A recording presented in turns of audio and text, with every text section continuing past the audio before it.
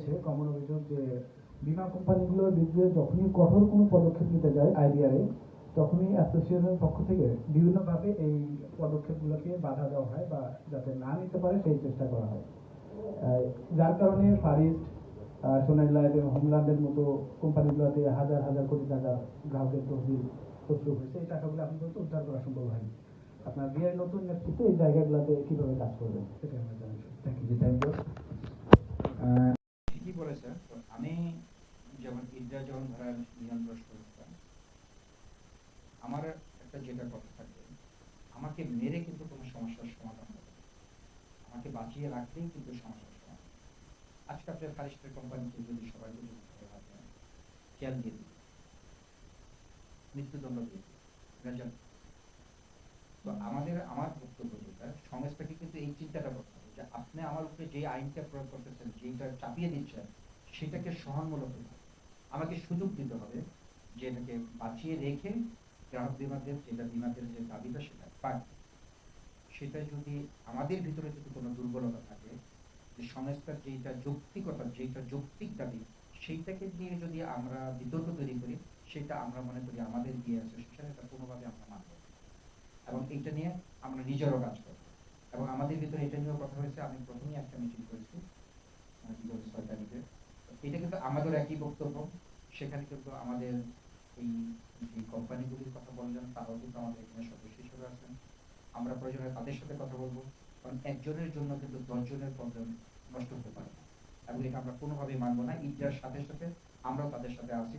আপনি রিকভার করে জনগণের টাকা নিয়ে আপনারা কেউ প্রস্তুত করবেন, জনগণের টাকা নিয়ে সিনেমিনি খেলবেন, আর অ্যাসোসিয়েশন কোনো কাজ করবে না, এটা হতে পারবে। আমরা এটা ঘৃণা প্রকাশ করছি, এবং আমরা আমাদের অ্যাসোসিয়েশন অবশ্যই জনগণের পাশে নিয়ে তাদের ন্যায্য দাবিগুলি আমরা ওই যাদের যেই প্রতিষ্ঠানকে নিয়ে কথা আছে তাদের সাথে কথা বলবো। আমার নাম সুশান্ত কথা বললেন এবং রিপ্রেজেন্টেশন যেহেতু করছেন, এখানে একটা বড় বিষয় নিয়ন্ত্রক সংস্থা আইডিআর এর কথা বলেছেন। আইডিআর এর কিন্তু আমরা দেখছি যে ব্যাংকিং খাতের সাথে আপনি যখন তুলনা করলেন, ব্যাংক কিন্তু কোনো এসএমএস দেয় না, মানে কেন্দ্রীয় ব্যাংক দেয় না, ব্যাংকগুলো তার গ্রাহককে দেয় তার সম্পর্কের ভিত্তিতে। কিন্তু আমরা দেখছি যে বীমা উন্নয়ন এবং নিয়ন্ত্রণ কর্তৃপক্ষ বিগত সরকারের আমলে একটা বিশেষ অর্ডার করে গোয়েন্দা সংস্থা চাপিয়ে দেওয়া তথ্যের ভিত্তিতে বা তথাকথিত জঙ্গি অর্থায়নের কথা বলে ইউএমপিটা চালু করেছিল। সেই ইউএমপিটা প্রথমে 12 টাকা, পরবর্তীতে সংবাদ করার পরে 8 টাকা, তারপরে 3 টাকায় নামানো হয়েছে, যেটা এখনো অযৌক্তিক। তাহলে কেন্দ্রীয়ভাবে ব্যাংকগুলো যখন এই ইউএমপির মাধ্যমে এসএমএসটা দেওয়া হচ্ছে, এটা নিয়ে কিন্তু প্রচুর গ্রাহকের টাকা কিন্তু চলে যাচ্ছে। বছরে 7 কোটি 8 কোটি টাকা কিন্তু অযাচিতভাবে চলে যাচ্ছে, কারণ কোম্পানিগুলো নিজেরাও এসএমএস তো দিয়েই থাকে, ডাবল মেসেজিংটা হচ্ছে। এইটা বন্ধের ব্যাপারে নতুন আইডিআর চেয়ারম্যান বলছেন যে এটা চালু রাখবেন, আপনাদের পূর্বতন কমিটির সাথে বসেছিল। আপনারা এর বিরুদ্ধে শক্ত পদক্ষেপ নেবেন কিনা? কারণ এটা গ্রাহকের টাকা, এটা এইভাবে অপচয় করার কোনো সুযোগ নাই। কারণ কেন্দ্রীয় ব্যাংক যেমন কোনো এসএমএস দেয় না, তেমনি আইডিআরও এসএমএস দেওয়ার কোনো বৈধতাই নেই। সেই বিষয়টা নিয়ে আপনারা জোরালো ভূমিকা নেবেন কিনা ইউএমপি বন্ধের বিষয়ে? Thank you. ইউএমপি নিয়ে এটা আমরা বিগত দিনে আসলে কথা বলেছিলাম। এটা আমাদের দাবি, এটা আমাদের একটা দাবি, এটা আমরা অবশ্যই এটা বন্ধ চাই। কারণ আপনারা দেখেন, সংস্থা যেটা তারা কি সার্ভিসের জন্য, আমাদের যে সংগঠনগুলি আছে সেই সংগঠনগুলি যে নীতিমালা যে তারা করতেছে, সংস্থাগুলো সঠিকভাবে কাজ করতেছে না, সেটা তারা দেখবে। দেখেন, আমি আমার যে কোনো যেটা তথ্য, আমি তথ্য সরবরাহ করতেই পারি, তারা আমার কাছে তথ্য চেতেই পারে, আমি তথ্য সরবরাহ করি। আর তথ্য সরবরাহের জন্য আমাকে কেন টাকা দিবে? তথ্য সংরক্ষণের জন্য আমাকে কেন টাকা দিবে? এটা তো হতে পারে না। প্রতিষ্ঠান তাদের, তাই সে আমার কাছে আমার তথ্য নিবে, আমি তথ্য দিব। কিন্তু এই তথ্য সংরক্ষণের উদ্দেশ্যে বলে যে আমাদের থেকে টাকা নেবে, এটা আমরা প্রথম দিনও প্রতিবাদ করেছি। এবং আমাদের এই বিয়ে সরকার আমাদের প্রথমেই এইটা আমরা বন্ধের জোরালো প্রতিবাদ আমরা করবো ইনশাআল্লাহ। এটা আমাদের সেই দাবি, যেটা হতে পারে না। আর বিকজ আমরাও এটা করবো, ইউএনপি নিয়ে তারাও কাজ করবে, এটা আসলেই এটা যে কথাটা বলেছে এটা ডাবল, এটা হতে পারে না। আর সেটা তারা করবে। আর যেটা হচ্ছে বললেন যে আপনার ওই এসএমএস এর মাধ্যমে, সেটা আসলে সচেতনতার জন্য, যাতে ইন্স্যুরেন্স কোম্পানিগুলি বীমা গ্রাহকদের যাতে টাকা যাতে না লুটপাট করতে পারে তাকে সচেতন করা। যেমন একটা লোক যারা ফিল্ডে যারা যারা কাজ করে টাকা সংগ্রহ করবেন, সেটা যে প্রকৃতপক্ষে সংগ্রহ করেছে এবং তার যে একটা বীমা পলিসি তাকে এটাকে জানানো। আদারওয়াইজ হয়তো ওই টাকাটা অনেক কোম্পানি আছে টাকাটা পলিসি বোঝে না, তারা হয়তো পলিসি করে টাকাটা তার পক্ষে রেখে দিয়েছে। তো যার জন্য এই বীমায় এটাকে যখন ভেন্ডর করেছে সেই হিসাবে চিন্তা করেছে যে বীমা গ্রাহক যারা আছেন তাদেরকে সঠিক টাইমে তোমার পলিসি হয়েছে, রেনু টাইম বা আপনার ক্লেমের সময় হয়েছে, এগুলি জাস্ট প্রচার করা, ঠিক আছে। কিন্তু বাট ইউএমপি রক্ষণের জন্য আমাদের কোম্পানিগুলি টাকা দেবে, এটা আমরা কোনো অবস্থাতে দিব না। আমরা এটা নিয়ে আমরা আপনি তো হচ্ছে দীর্ঘ 16 বছর পর নির্বাচন হয়েছে বিআইএ এবং এই নির্বাচনে আপনারা জয়ী হয়েছেন এবং আপনারা এখন দায়িত্ব পালন করছেন। এই যে 16 বছর বা 15 বছর নির্বাচন হয়নি, এই খাতে যে দুর্নীতি হয়েছে, অনিয়ম হয়েছে, তা দুর্নীতি অনিয়মের মধ্যে কত হাজার কোটি টাকা লুটপাট হয়েছে ইন্স্যুরেন্স খাতে, এটা একটা বিষয়। আরেকটা বিষয় হচ্ছে বছর 2024 সাল পার হয়ে গেছে, আপনি ইন্স্যুরেন্সের একজন সম্মানিত মানে গুরুত্বপূর্ণ ব্যক্তি আর কি, হ্যাঁ। তো 2013 সালের তথ্য দিলেন, আমরা 24 সালের 2023 সালের তথ্য দিলেন, 2024 সালের তথ্যটা দিন আর কি। বীমা কোম্পানির থ্যাংক ইউ। আসলে আপনি যে তথ্যটা বললেন 2024 সালে, আসলে তথ্যটা তো এখনো সেই সময় আসেনি। তো এটা তো বছর এন্ডে যে হবে হয় আর কি। আমাদের ইন্স্যুরেন্সটা আসলে জানুয়ারি টু ডিসেম্বর, তো ডিসেম্বর পরে আসলে রিপোর্টটা তৈরি হয়, যার জন্য 24-এর এখন হয়নি। তো এটা একটা ব্যাপার। আর যেটা এই মুহূর্তে আমার কাছে সেই তথ্যটা নেই। আর ঠিকই বলেছেন, যেটা আমাদের আপনার কোয়ার্টারলি যেটা হয়, মানে মানে 4 মাস অন্তর 4 মাস হয়। তো সেটা আমাদের এখন এই মুহূর্তে আমার কাছে তথ্যটা নেই, একটা কথা দিতে পারতাম, আমি সরি এর জন্য। আমি প্রয়োজনে আপনাদের সরবরাহ করবো। আর আরেকটু যেন ভাই কি বললেন, 16 বছর।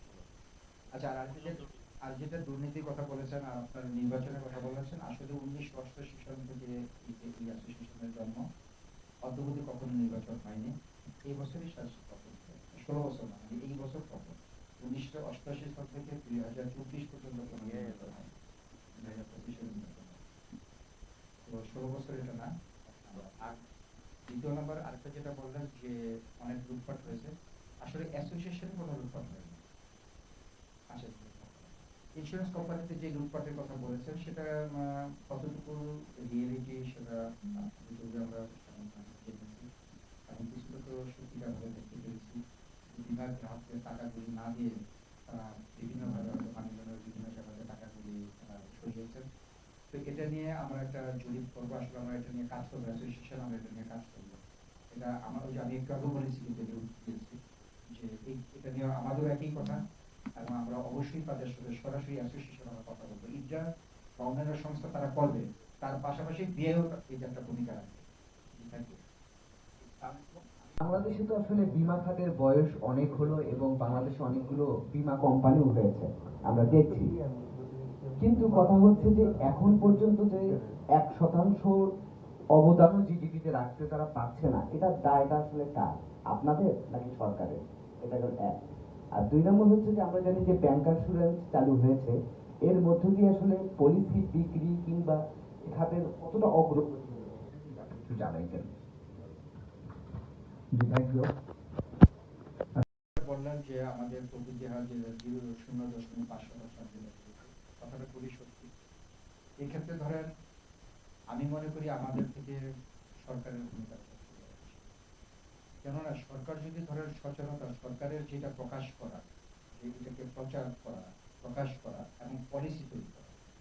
যেমন আপনি দেখেন বাংলাদেশে এত বড় বড় বিল্ডিং হচ্ছে, বিভিন্ন জায়গায় অগ্নি হচ্ছে, বিভিন্ন জায়গায় আপনার ভূমিকম্পে ভাঙতে যাচ্ছে, বা বিভিন্ন ধরনের আপনার এগুলো কিন্তু আসলে কোনো পলিসি করা হয়নি। তো সরকার যদি ম্যান্ডেটরি করে দেয়, আপনি যদি যত বেশি আপনাকে ম্যান্ডেটরি করবে তত বেশি কিন্তু এর থেকে কিন্তু আয় হবে, তত বেশি নিরাপত্তা আসবে, তত বেশি জনগণের এবং তার সম্পদের সুরক্ষা হবে। যার জন্য আমি মনে করি আমাদের না, আমাদের তো একটা লিমিটেশন আছে। আমাদের যে পলিসি নিতে হয়, আমাদেরকে কোন কোন পলিসি নিয়ে আমরা কাজ করবো, এটাও কিন্তু আমাদেরকে নির্ধারণ করে দেওয়া হবে। তো ওই পলিসি নির্ধারণের ক্ষেত্রে যদি তারা প্রসার করে এবং সমস্ত ক্ষেত্রে যদি সরকার যদি একটা ম্যান্ডেটরি করে দেয়, তাইলে কিন্তু তারা বাধ্য হবে, এবং এর থেকে কিন্তু সরকারেরও আয় হবে, এবং এই সেক্টরে কিন্তু অনেক উন্নত একটা জায়গায় যেতে পারবে। এক। আর দ্বিতীয় নম্বর আপনার ব্যাংক ইন্স্যুরেন্স নিয়ে যেটা কথা বললেন, এটা মাত্র শুরু হয়েছে, এবং এটা প্রক্রিয়মান, এটা এখনো দৃশ্যমান কোনো রেজাল্ট এখনো আসেনি। তবে আমরা আশা করি হয়তো এটা নিয়ে একটা কাজ করবে। এখন যে দেখেন আমাদের দেশে এই একটা যেমন কথা, আমাদের যে আপনারা সবাই জানেন, আমরা কিন্তু এটা প্রকাশ করতে আমার লজ্জা নেই। সেটা হলো যেমন দেখেন আমাদের একটা অসম প্রতিযোগিতা হচ্ছে আমাদের এই বীমা আহরণ করার ক্ষেত্রে। আমরা একটা অসম প্রতিযোগিতা কিন্তু এক কোম্পানি ভার্সেস আরেক কোম্পানি করাচ্ছি। সেই অসম প্রতিযোগিতার যারা মিডিয়াম্যান, তাদের কিন্তু হাতে কিন্তু এই মিডিয়ার টাকাগুলো চলে যাচ্ছে। তো এটা নিয়ে আমরা প্রচন্ডভাবে বিগত আমাদের কাজ হয়েছে, এবং এটা নিয়ে আমরা কাজ করব। এবং আমাদের এটা আপনাদের কাছেও এটা নিয়ে আপনাদের কাছে আমার দাবি থাকবে যে আপনারা এই কথাগুলি একটু তুলে ধরেন, যে বীমা আহরণ করার ক্ষেত্রে আসলে যে পরিমাণ খরচ হচ্ছে, এবং সেটার এই টাকাগুলি আসলে কোথায় যাচ্ছে, কেন যাচ্ছে, এই কথাগুলি কিন্তু আসলে কারণ ভোক্তা মানে যারা মিডিয়াম্যান, তাদের কাছে কিন্তু এই টাকাগুলি বেশি চলে যাচ্ছে। এগুলো নিয়ে আপনার কাছে আমরা এগুলো নিয়ে টোটালি আসলে কাজ করবো। পলিসির আমাদের কিছু ব্যাপার আছে, সেগুলি আমরা ইন্টারের সাথে বসবো, বসে আপনারা কাজ করবো। Thank you. আকার অনুযায়ী বীমার যে সংখ্যা ৮০টি, এটা আসলে আপনারা বেশি মনে করেন কিনা এই কারণেও যে অসুস্থ প্রতিযোগিতা, অসম প্রতিযোগিতার কথা যেটি আপনি বলছিলেন, সেটা একটা কারণ কিনা, আসলে এই সংখ্যা কমিয়ে আনার দরকার আছে বলে আপনার মনে হয় কিনা? আমি আসলে এটা মনে করি না। আমি মুক্তবাজার অর্থনীতি আমি বিশ্বাসী। আমি বিশ্বাস করি কম্পিটিশন থাকা উচিত। আপনার যোগ্যতা আছে আমার নাই, সেটা মাঠে প্রমাণ করা উচিত। আপনার যোগ্যতা আছে দেখেই আপনাকে মূল্যায়ন করবে। আমার যে যোগ্যতা আছে, আমাকে যে কাজ করার সুযোগ করে দেওয়া, আমি মনে করি আপনাদের মুক্তবাজার অর্থনীতিতে আমি বিশ্বাস করি। ৮০টি কোম্পানি যথেষ্ট, আমি এটা বিশ্বাস করি না। কারণ আপনি যত বেশি হবে, আপনি তত বেশি জায়গায় কিন্তু ছড়িয়ে দিতে পারবেন, আমি বিশ্বাস করি। তত বেশি প্রতিদ্বন্দ্বিতা আসবে। এবং এই যে অসম প্রতিযোগিতা, এই জন্য না, আসলে অসম প্রতিযোগিতা হলো আপনাকে এটা সার্ভিস ওরিয়েন্টেড, আপনি সার্ভিস দিবেন, বেটার সার্ভিস, কিন্তু সার্ভিসের বিনিময়ে বাণিজ্য হবে, এটা তো হওয়া উচিত না। সেটা যদি একটা প্রতিষ্ঠান থাকে তাহলে আরো বেশি হবে। যদি ৮০টা থেকে যদি কমিয়ে নিয়ে আসেন তাহলে আরো বেশি হবে। আপনি যত বেশি দিবেন, তখন আমি মনে করি সার্ভিস ওরিয়েন্টেড, এটা সার্ভিস দেওয়া উচিত। যে যত সার্ভিস দূর গোড়ায় পৌঁছায় দিতে পারবে, আমি মনে করি তত বেটার হবে। দুটো করবো। সিএমজি স্টকে আসার জন্য আপনাকে ধন্যবাদ। আমরা সাংবাদিকরা আসলে চাই যে আর্থিক খাতের নেতৃত্বে যারা আছে, তারা সাংবাদিকদের সঙ্গে ফরমালি ইনফরমালি সবসময় বসুক। সেক্ষেত্রে খাতটাও শক্তিশালী হয়, আমাদের নলেজগত যে বিষয়গুলো থাকে সেটাও সমৃদ্ধ হয়। দুটো প্রশ্ন করবো। একটা হলো যে বীমা খাতে অ্যাকচুয়ালির সংখ্যাটা খুবই কম, বাংলাদেশের প্রেক্ষাপটে আরো কম। তাদের সংখ্যাটা কম থাকার কারণে অনেক প্রতিষ্ঠানের অডিট রিপোর্টটা আমরা যথাসময় পাই না। এটা কিভাবে বাড়ানো যায়? আর দ্বিতীয় বিষয়টা হলো যে স্বাধীনতার পর থেকে এ পর্যন্ত এই সেক্টরটা আসলে ঘুরে দাঁড়া, মানে নিজের পায়ে দাঁড়াতে বীমা হোক, নন লাইফ হোক, লাইফ হোক, নন লাইফের যদি দিকে তাকায়, আমাদের ব্যাংকের জন্য খেলাপি ঋণ হওয়ার কারণটাও একটা বীমা দায়ী। যদি বীমাটা যদি এখানে ইনশিওর করা হয়তো এত খেলাপিটা হতো না। সেজন্য আপনারা এই বীমা খাতটা আসলে কেন দাঁড়াতে পারলো না এ পর্যন্ত, এবং এত যে লুটপাটটা হয় বিভিন্ন খাতে টাকা দেওয়ার ক্ষেত্রে, যখন আমি পলিসিটা করি তখন মনে হয় যে বীমাটাই বেস্ট, ব্যাংকে টাকা রাখবো না। কিন্তু যখন পলিসিটা ম্যাচিউরড হয় তখন মনে হয় সবচেয়ে খারাপ কাজটা আমি করেছি যে এখানে টাকাটা রাখবো। এই যে বীমা মানেই হলো একটা খুব অস্বস্তিকর একটা জায়গা। শিক্ষিত মানুষও বীমা করতে চায় না, অশিক্ষিত তো বাদ দিলাম। শিক্ষিত সংখ্যাটাও যদি ধরি তাহলে আমাদের বীমার বাজারটা আরো বড় হওয়ার কথা। এইটা নিয়ে আপনাদের যেহেতু নতুন একটা সুযোগ এসেছে, বীমা খাত নিয়ে সর্বোচ্চ একটা বড় একটা অডিট করবেন কিনা, যে আপনি একটা কথা বলেছিলেন যে সার্ভে নার্সিং করে কোন একটা ফেলোশিপ দেওয়া যায় কিনা, যে সাংবাদিক টিম থাকলো, আরো কিছু এক্সপার্ট থাকলো, একটা টিম কাজ করলো যে টপ টু বটম আসলে বীমাটা কিভাবে ঢেলে সাজানো যায়, সেরকম কোনো উদ্যোগ আপনাদের কাছ থেকে আশা করতে পারেন? হ্যাঁ, ধন্যবাদ আপনাকে। আপনি খুবই মূল্যবান কিছু কথা বলেছেন। তো একটা যেটা বলেছেন যে আপনাদের সাংবাদিকতার সেটা একটির জন্য, এখানে এখানে আমি দেখতে পাচ্ছি যে আমাদের ব্যাংক বিভাগ অর্থনীতি ডিরেক্টর মনিরুজ্জামান সে আছে। সে আমাদের এই বীমা শিল্পের সাথে সবসময় সম্পৃক্ত করে, সে যোগাযোগ রাখে। এবং আমি আপনাদেরকে আহ্বান করব, আমি অন্য সময় জানি না, আমি অ্যাজ এ প্রেসিডেন্ট হিসেবে আমি আপনাদের কাছে তবে আপনাদের আমার এই অ্যাসোসিয়েশনের দ্বারা উন্মুক্ত আপনাদের জন্য। যে কোনো প্রশ্ন, যে কোনো কাজের জন্য আপনি আসবেন, আমার যতটুকু সাধ্য থাকে আমি আমার ফুল টিম নিয়ে আপনাদের সহযোগিতা করব। আমি চাই আপনারাই পারেন একমাত্র সচেতনতা যেই যত যার যদি কথা বলেন, হিসাবের কথা বলেন, সেক্টর উন্নতি হচ্ছে না, অমনি সচেতন। দেখেন, আমরা সবাই কিন্তু আমাদের বাবা ছিলেন, বাবা আমাদেরকে বাজারে পাঠিয়েছেন। বাবা যদি বাজারে হিসাবটা যদি না নিতেন, আমি কিন্তু আজকে আর কালকে একটা চকলেট খেতাম, কাজ কিনতে। কিন্তু বাবা যখন পরিপূর্ণভাবে হিসাব নিলেন, যদি জবাবদিহিতা বাবা যদি থাকতো, তাহলে কিন্তু আমি আইসক্রিমটা খেতাম বাবার কাছে জিজ্ঞেস করবো। ওই কথাটাই, জবাবদিহিতাটা বাড়ানো অত্যন্ত প্রয়োজন। যে অডিট ফার্মের কথা বললাম, যেটা অবশ্যই মনে করি যে সঠিক না হওয়া উচিত, এই সচেতনতাটা আমি আপনাদের কাছে চাচ্ছি। আপনারা আমাদেরকে প্রশ্নবিদ্ধ করেন, জর্জরিত করেন, যেখানে যে কথাগুলি শুনবেন সেই কোম্পানিকে গিয়ে আপনারা প্রশ্নবিদ্ধ করেন, প্রয়োজনে আমরা আপনাদের পাশে আছি। আমাদের এই অ্যাসোসিয়েশন আপনাদের সাথে আছে। আমি আবারও বললাম, আপনাদের উদাত্ত আহ্বান জানাচ্ছি, এই অ্যাসোসিয়েশন আপনাদের জন্য উন্মুক্ত। যে কোনো সময়, যে কোনো দিন, যে কোনো ধরনের, আমি সবসময় আমি নিজে প্রস্তুত এবং আমি আমার টিমকে নিয়ে প্রস্তুত আপনাদেরকে সহযোগিতা করার জন্য। আমার কথা হলো, অন্যের টাকা নিয়ে আমার পকেটে থাকবে, এটা হতে পারে না। এর অবসান হইতেই হবে। আজকে এটা হয়েছে, আপনারা সবাই জানেন, যার জন্য আজকে পালিয়ে যেতে হয়েছে। এর অবসান হতেই হবে, এটা কোনো অবস্থাতে হতে দিব না। দুর্নীতির নির্মূল করবই এই অ্যাসোসিয়েশনের প্রথম প্রতিশ্রুতি আমাদের। দুর্নীতি নিজে করব না এবং অন্যকে করতে দেব না, ইনশাআল্লাহ। আমরা ঠিকই বলেছেন, অ্যাকচুয়ালি বিগত সরকার নিয়ে একটা কাজ করে এই দাবিটা আমাদেরও ছিল, যে প্রকৃত কিন্তু অ্যাকচুয়ালি কিন্তু অত্যন্ত অভাব আছে। এখন আমরা কিন্তু অ্যাকচুয়ালির উপর আমরা কিন্তু ইউনিভার্সিটিগুলিতে, এটা কিন্তু আমাদের একটা এজেন্ডা আছে আর কি, যে আমাদের এই বীমা শিক্ষার ব্যাপারটা আমরা যদি ইউনিভার্সিটি এবং সমস্ত স্কুল লেভেলে যদি এটাকে আমরা দিয়ে দিতে পারি, মানুষ যদি এই লেভেলটা যদি পড়ে, যেমন দেখেন ইন্স্যুরেন্স অ্যাসোসিয়েশন কিন্তু ভালো লোক আসতে পারে। একটা যদি আপনি বলেন যে একটা ব্যাংকের চাকরি আছে, পাশাপাশি ইন্স্যুরেন্সের চাকরি আছে, তাহলে সবাই কিন্তু ব্যাংকের চাকরিটাকে নিয়ে নিতে ইন্স্যুরেন্স। এই জায়গা থেকে যদি আমরা আজকে যদি সমস্ত ইউনিভার্সিটি দিতে পারি এবং যদি ওই চাকরি যদি নিশ্চয়তা দিতে পারি, তাকে যদি সে গ্র্যাজুইটি পাবে, যদি দিন শেষে, যদি তার কর্মজীবনের শেষে যদি সে একটা কিছু নিয়ে যদি বাড়িতে যেতে পারে, তাইলে কিন্তু তারা কিন্তু আজকে সেই শিক্ষিত সমাজ কিন্তু এখানে আসবে। তো আমরা এটা নিয়ে কাজ করবো। যেমন ধরেন আমাদের অনেক ইন্ডাস্ট্রিতে গ্র্যাজুইটি নাই, ফ্যাসিলিটিগুলি নাই। তো আমরা যদি এই ফ্যাসিলিটিগুলি নিশ্চয়তা করতে পারি, ম্যান্ডেটরি করতে পারি, যে ইন্স্যুরেন্স সেক্টরে, তাইলে কিন্তু আপনাদের মধ্যে এই যে সচেতনতা, আজকে দেখেন সাংবাদিকতা, আপনারা বিগত দিনের কথা চিন্তা করেন, কারার সামনে এখন আজকে সাংবাদিকতা সব লেখাপড়া করছে, স্পেসিফিক সাংবাদিকের জন্য লেখাপড়া করতে হচ্ছে। এই যে দেশ কিন্তু আস্তে আস্তে ডেভেলপ হচ্ছে, এবং আমরা যদি এইটা একটা করি, এই অ্যাকচুয়ালি কিন্তু আমাদের সেম কথা, যে আমরা এটাকে নিয়ে কাজ করতে চাচ্ছি, এবং এর যারা করে আসবে তাদেরকে আমরা দরকার হলে বিভিন্ন ফ্যামিলির সহযোগিতা করে কিভাবে করা নিয়ে যায়, এটা আমাদের একটা এজেন্ডা ছিল। Thank you. এবং এখানে কিন্তু পুরো সেক্টরে কিন্তু একটা নন লাইফ ইন্স্যুরেন্স কোম্পানি সাধারণ আপনার কোম্পানিও লাভবান হয়। তো এটা পুরো অ্যাসোসিয়েশনের পক্ষ থেকে আপনারা কোনো ব্যবস্থা নিচ্ছেন, কমিশন দিচ্ছেন কিনা? জি, থ্যাংক ইউ।